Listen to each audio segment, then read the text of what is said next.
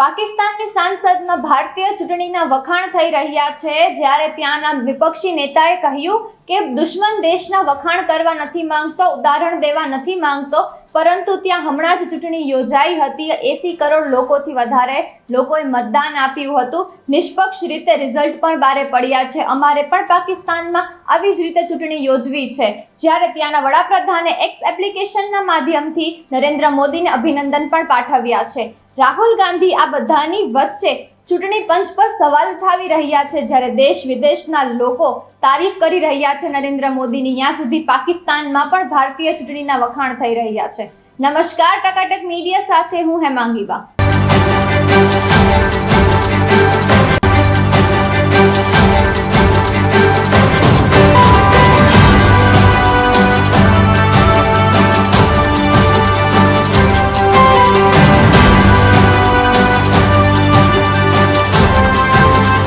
દેશમાં વિપક્ષ દ્વારા ઈવીએમ અને ચૂંટણી પંચ પર સવાલ ઉઠાવવામાં આવ્યા હતા. જ્યારે પાડોશી દેશ પાકિસ્તાનના સાંસદના વિપક્ષના નેતા સબલી ફેરાઝે પેટ ભરીને ભારતની ચૂંટણીના વખાણ કર્યા છે અને એમ પણ કહ્યું છે કે દુશ્મન દેશનું ઉદાહરણ દેવા તો નથી માંગતો, પરંતુ ત્યાં હમણાં જ ચૂંટણી યોજાઈ હતી.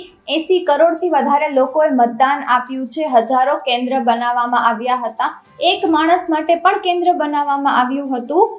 એવી જ રીતે પાકિસ્તાનમાં પણ અમારે એવી નિષ્પક્ષ ચૂંટણી જોઈએ છે. જ્યારે ભારતમાં 1 મહિનાની ચૂંટણી પ્રક્રિયા બાદ હવે નિષ્પક્ષ રિઝલ્ટ બારે પડ્યું છે, એવી જ રીતે પાકિસ્તાનમાં પણ અમારે જોઈએ છે. અને સાથે એ પણ જણાવ્યું છે કે પાકિસ્તાનની ચૂંટણીમાં ગડબડ થઈ તો કોઈએ કેમ અવાજ ના ઉપાડ્યો, આપણે પણ નિષ્પક્ષ રીતે સ્વતંત્ર રીતે ચૂંટણી કેમ ના લડી શકીએ.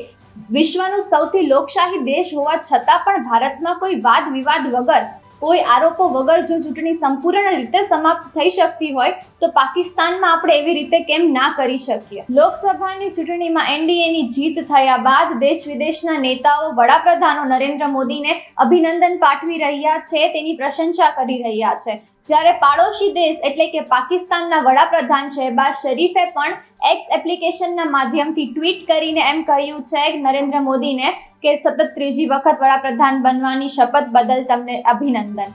જ્યારે દેશ વિદેશના લોકો તેમની પ્રશંસા કરે છે, તેમના વખાણ કરી રહ્યા છે, એ વચ્ચે એક કાર્યક્રમમાં રાહુલ ગાંધીએ ચૂંટણી પંચ પર સવાલ ઉપાડતા કહ્યું છે કે તે વડાપ્રધાનની જરૂરિયાતના હિસાબથી ચૂંટણીની રચના કરવામાં આવી છે.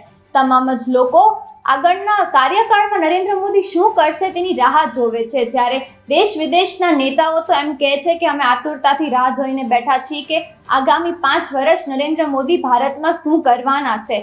જ્યારે એમને પોતાની પહેલી કેબિનેટ મીટિંગમાં ખેડૂતો અને સામાન્ય લોકોને ભેટ આપી છે, ત્યારે હવે લોકો આગળ જતા તેમની નવી વસ્તુઓ જોવા માંગી રહ્યા છે. આવી જ ટકાટક ન્યૂઝ માટે જોડાઈ રહો ટકાટક મીડિયા સાથે. નમસ્કાર.